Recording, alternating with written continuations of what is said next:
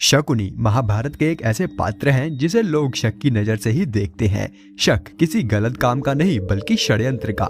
शकुनी को महाभारत में हमेशा षड्यंत्र करते हुए ही दिखाया गया है। जैसे महाभारत के प्रत्येक पात्र की अपने आप में ही एक कहानी है, वैसे ही शकुनी की भी अपनी एक कहानी है जिसे बहुत ही कम लोग जानते हैं। कहते हैं कि हालात इंसान को किसी भी हद तक गिरने में मजबूर कर देते हैं। अगर आज आप इस वीडियो को अंत तक देखेंगे तो आप भी शकुनी को एक सम्मान की दृष्टि से देखना शुरू कर देंगे और आपको अंत में यह भी जानने को मिलेगा कि इतने पाप करने के बाद भी शकुनी को स्वर्ग क्यों मिला। इसलिए इस वीडियो को अंत तक देखें, पर उससे पहले चैनल को सब्सक्राइब जरूर करें। कहानी शुरू होती है गांधार में, जो आज के समय में अफगानिस्तान के कांधार के नाम से प्रसिद्ध है, जो राजा सुबल का राज्य था, जो गांधारी और शकुनी के पिता थे। एक दिन राजा सुबल ने एक यज्ञ का आयोजन किया जिसमें कई पंडित और महर्षियों को भी आमंत्रित किया गया। यज्ञ में एक ज्योतिषी भी पहुंचे जिसने राजा सुबल को यह बताया कि उनकी बेटी गांधारी की किस्मत में एक ग्रह दोष चढ़ा हुआ है, जिस कारण जिससे भी उसका विवाह होगा वह विवाह से कुछ देर बाद ही मारा जाएगा।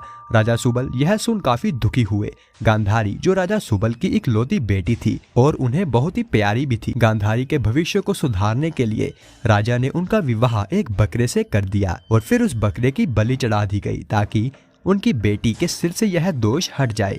अब गांधारी के सिर से यह दोष तो हट गया था, कम से कम उनके परिवार वालों को तो यही लगा था। कुछ समय बाद गांधारी का विवाह हस्तिनापुर के महाराज धृतराष्ट्र से हुआ, जो राजा पांडु के अंधे भाई थे।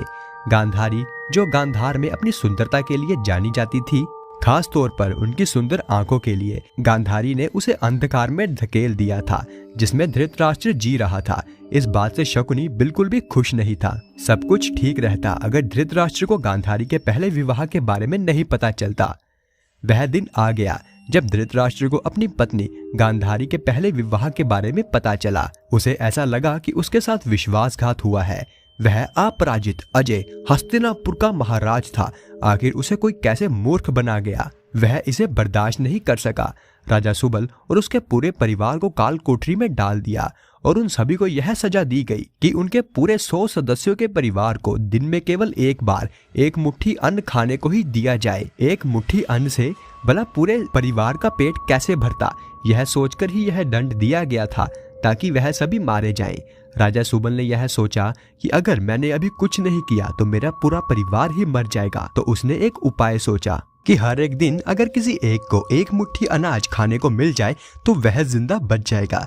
इस प्रकार उसका कुल खत्म नहीं होगा। लेकिन वह कौन होगा?